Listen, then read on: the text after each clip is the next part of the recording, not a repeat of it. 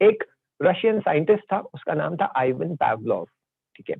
Ivan Pavlov एक जानवरों का डॉक्टर था। वो जानवरों पे एक्सपेरिमेंट करता था। वो ये देखना चाह रहा था कि उसके घर में जो हैवान है, उसने एक कुत्ता पाल रखा था, वो ये देखना चाह रहा था कि मेरे पास जो ये हैवान है, ये जो डॉग है,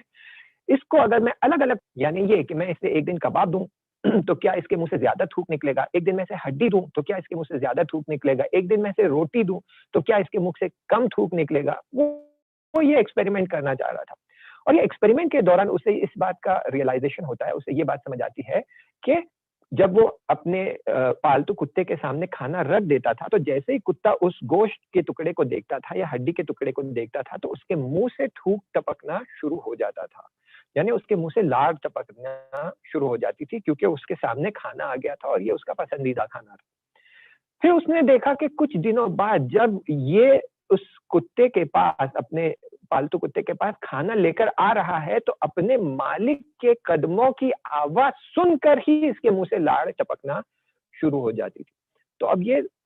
ताज्जुब करने लगा कि ना तो इसने खाना देखा है, ना ही खाने की खुशबू इस तक आई है, सिर्फ मेरे पाँव की आवाज सुनकर इसके मुंह से थूक टपक रहा है, ये कैसे मुमकिन है। तो इसलिए इसने एक एक्सपेरिमेंट डिजाइन किया। उसने एक्सपेरिमेंट इस तरह डिजाइन किया कि जब भी वो इस जानवर के सामने खाना रखता, तो वो एक घंटी बजा देता, और फिर धीरे धीरे 2 हफ्ते के बाद वो खाना नहीं लाता, लेकिन सिर्फ घंटी बजाता, और घंटी की आवाज सुनकर कुत्ते के मुंह से थूक टपकना शुरू हो जाता, जबकि खाना उसके सामने मौजूद नहीं था। खाना 5 मिनट देर से आता, खाना 10 मिनट देर से आता। ऐसे ही वक्त बढ़ाते बढ़ाते वो घंटी बजाता और 1 घंटे देर से वो खाना लेकर आता, और 1 घंटे तक कुत्ते के मुंह से थूक टपक रहा होता है, क्योंकि वो इस उम्मीद में है कि अब खाना आने वाला है, अब खाना आने वाला है। फिर हुआ ये कि उसने सारा दिन सिर्फ घंटी बजाई और कुत्ते को बिल्कुल खाना नहीं दिया, लेकिन कुत्ते के मुंह से थूक टपक रहा था। तो उसे ये बात समझ आई कि अगर आप चाहें तो किसी जीवित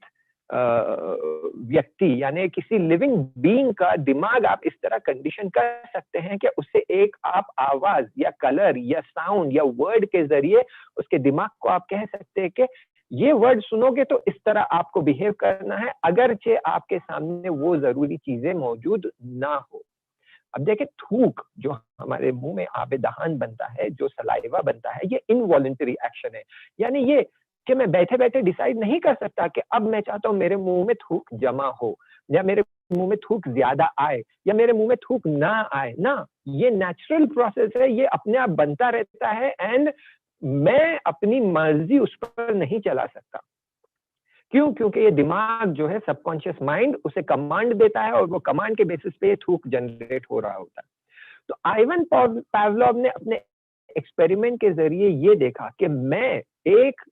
हैवान का इनवॉलेंटरी एक्शन, यानी जिसपे उसकी मर्जी नहीं चलती, उसको मैं कंट्रोल कर सकता हूं। कैसे?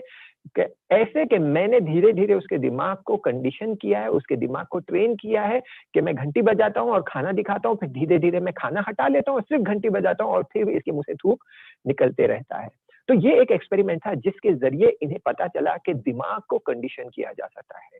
अब जब ये बात पता चली, तो इन्होंने सबसे पहले ये देखा कि इसका हम कैसे फायदा उठा सकते हैं। क्या ये बात इंसानों पर भी लागू है? क्या हम इंसान के दिमाग को इस तरह कंडीशन कर सकते हैं कि उसे एक चीज दिखाएं और उससे कहें कि तुम इस तरह बिहेव करो, तो वो चीज देखने, वो आवाज सुनने और वो कलर देखने की वजह से इंसान इस तरह बिहेव करने लगेगा।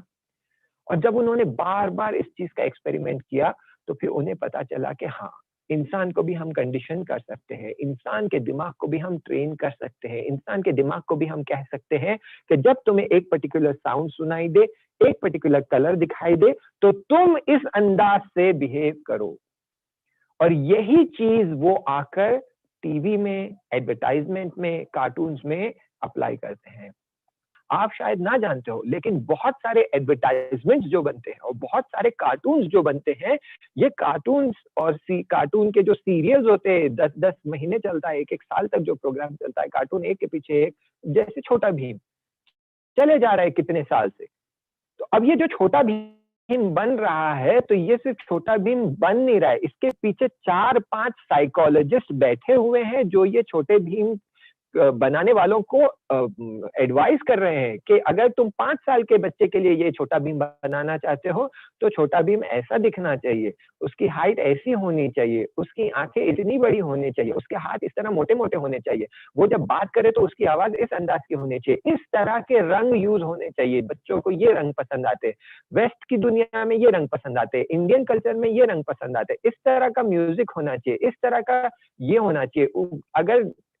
छोटा भीम है और उसके सामने उसका कोई ऑपोजिशन कॉम्पिटिटर है, तो वो इस तरह दिखना चाहिए। बच्चों को कैसे अट्रैक्ट करे, ये सारा माजरा जो है 5-6 साइकोलॉजिस्ट बैठकर, जो हाईली एक्सपीरियंस्ड साइकोलॉजिस्ट है, वो बैठकर एडवाइस देते हैं एडवर्टाइजमेंट्स बनाने के लिए, मूवीज बनाने के लिए और कार्टून सीरियल्स बनाने के लिए। यानी ये कि 5-6 हट्टे-कट्टे अफराद बैठे हुए हैं और आपका जो 4 या 5 साल का बच्चा, जो मासूम बच्चा है, जो अपने दिमाग पर अभी पूरी तरह से कंट्रोल भी नहीं कर पाया है, उससे अपने इमोशंस भी सही से समझ नहीं आते, उस पर 5-6 हट्टे-कट्टे लोग जो साइकोलॉजिस्ट है, एक्सपीरियंस है, वो जानते हैं दिमाग को कैसे मैनिपुलेट किया जाए, वो बैठकर आपके बच्चे पर कंटिन्यूअसली हमला कर रहे हैं। वो ये देख रहे हैं कि कैसे हम इस बच्चे के दिमाग को अपने कंट्रोल में लाएँ, ताकि कल जो हम इसे बोले, वो यही करे और कुछ ना करे।